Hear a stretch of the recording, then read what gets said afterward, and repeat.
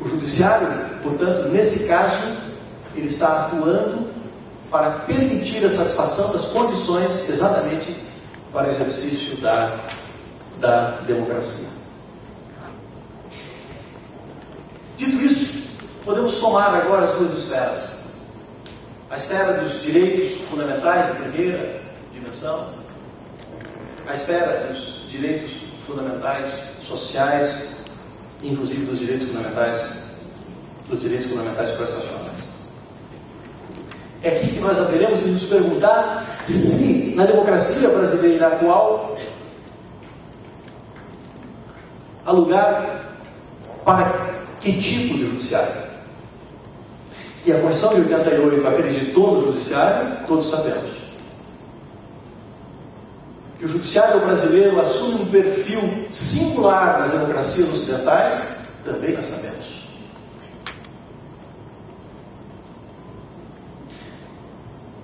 Mas a Constituição de 88 exige um judiciário ativista, proativo, ou um judiciário que atue de maneira mais cautelosa no campo da autocontenção judicial, prestando deferência aos demais poderes. Nós podemos dizer que nessa sociedade plural não há lugar nem para a defesa de um judiciário ativista, nem para a defesa de um judiciário que preste deferência. Na verdade, não se trata mais de saber que tipo de judiciário, o que se trata agora é de responder quando. Quando?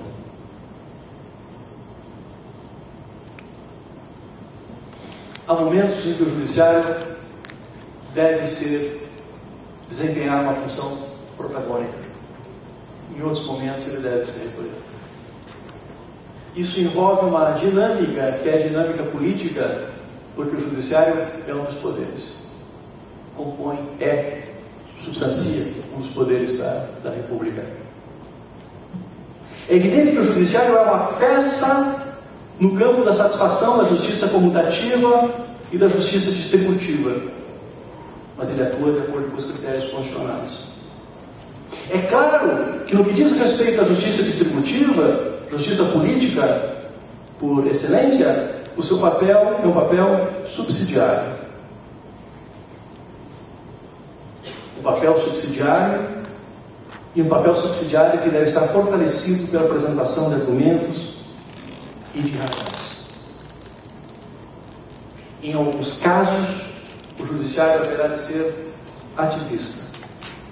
Em outros casos, ele deverá prestar deferência ao legislador. E como saber que casos são esses? Apresentamos algumas pistas até agora, mas não há lugar aqui para uma ciência matemática. Eu dizia, o direito não é razão teórica, o direito é razão prática. É preciso sensibilidade também, além de conhecimento. É preciso sensibilidade também. E em função dessa sensibilidade, o judiciário tem admitido novas técnicas de decisão.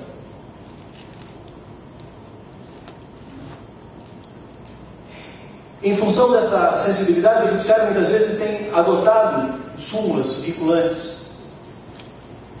Talvez, em alguns casos, cedendo à pressão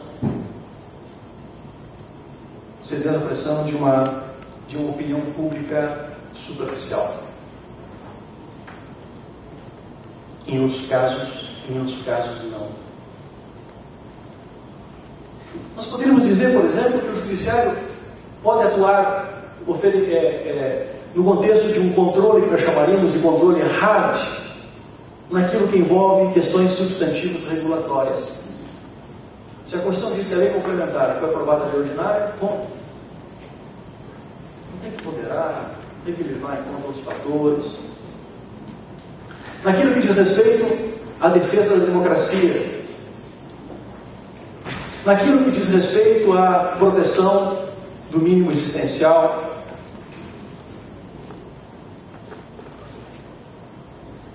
Mas o judiciário deve atuar com profunda cautela naquelas questões substantivas, principiológicas, de fundo moral.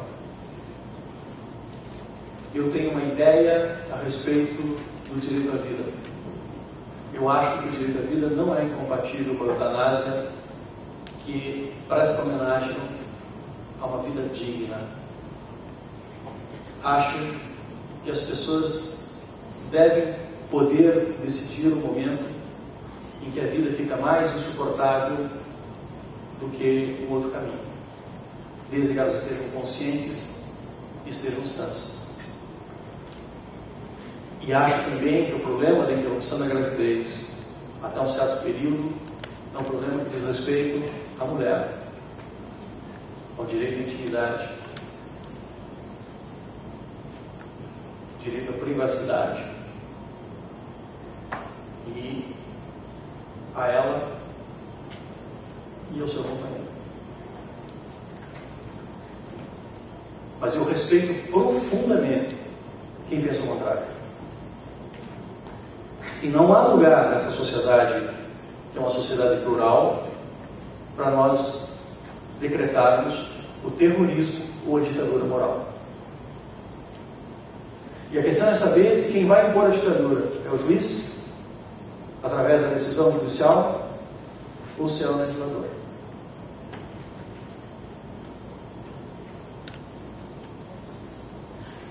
Eu condeno todas as leis perfeccionistas, na linha do pensamento do Carlos Santiago Nino. Não cabe ao Estado dizer que tipo de prática afetiva ou sexual alguém deva ter, desde que estejam protegidas as pessoas vulneráveis. Portanto, uma lei que institua um crime dessa natureza será inaceitável, porque será o resultado de uma ditadura moral. O problema do adultério é um problema que envolve o contrato feito entre homens, entre as pessoas que formam o casal. Não é um problema do Estado. Em relação ao Estado, cabe ao Estado dizer se houve rompimento desse contrato entre os dois e, com isso, houve agressão ao princípio da boa-fé. Mas a lei que institui o crime de adultério, como nós tínhamos até recentemente, no quadro dessa Constituição, só pode ser inconstitucional. É um problema de direito civil? Não é um problema de direito penal. De modo que, no que diz respeito às questões morais, exceto para assegurar a pluralidade e a democracia, o judiciário deve atuar de maneira cautelosa, prestando deferência, não substituindo as suas escolhas como se fossem escolhas do rei filósofo Platão, pelas escolhas que foram feitas pela sociedade. E digo tudo isso lembrando que todos nós somos intérpretes da Constituição, é verdade. Mas todos nós somos intérpretes da Constituição no sentido de que todos nós somos livres para expressar o que nós pensamos dela.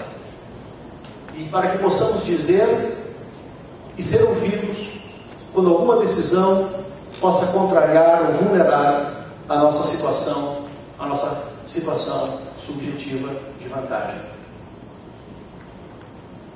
Mas nesta Constituição, o Poder Judiciário não é um poder populista, contra-majoritário.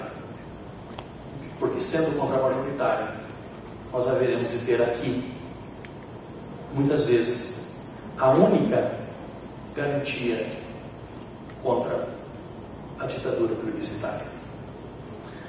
Senhores, é um mundo novo que nós vislumbramos. Talvez eu tenha trazido mais dúvidas e perplexidades do que certeza, mas quero apenas dizer o que eu já tenho dito tantas vezes: felizes nós somos por vivermos num momento tão estimulante como esse.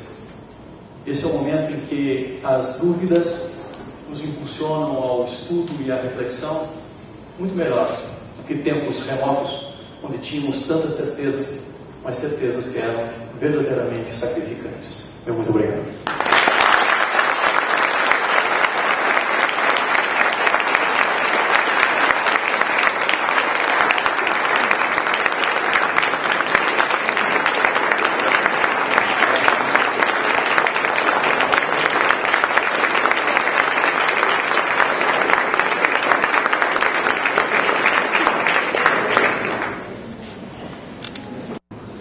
Parece-nos, professor Cleves, que a felicidade da organização do Congresso fez com que sua palestra fechasse o silogismo. Em verdade, as premissas que se construíram aqui foram os conceitos de bipolaridade e as colocações que se fez no sentido de obrigações positivas, obrigações negativas, ativismo e omissão, colocam-nos efetivamente em situações extremas. E já dizia o grande referencial latino, in medio virtus, a reserva do possível também se situa nesse campo de reflexão profunda que está a exigir de nós neste momento, que você declara estimulante e que eu concordo no gênero, número e grau. Só lamento que a minha idade está avançando e que talvez eu não possa chegar à conclusão desse silogismo que está a se fechar ou está a se construir ainda neste momento. Nosso agradecimento profundo pela sua presença, pela sua contribuição, e queremos dizer que efetivamente sua contribuição é sempre grandiosa em termos de construção da cidadania e do Estado democrático de direito. Com isso, declaro este painel encerrado e, ao mesmo tempo, consigo-os a permanecer no Recife e convido o professor André Luiz Freire, presidente da Comissão de Artigos Jurídicos, que fará a entrega do prêmio que leva o nome do ilustre amigo professor Clemenson. E também, em seguida, o professor Romeu Felipe Bacelar, que já procederá o encerramento desta jornada. Obrigado a todos.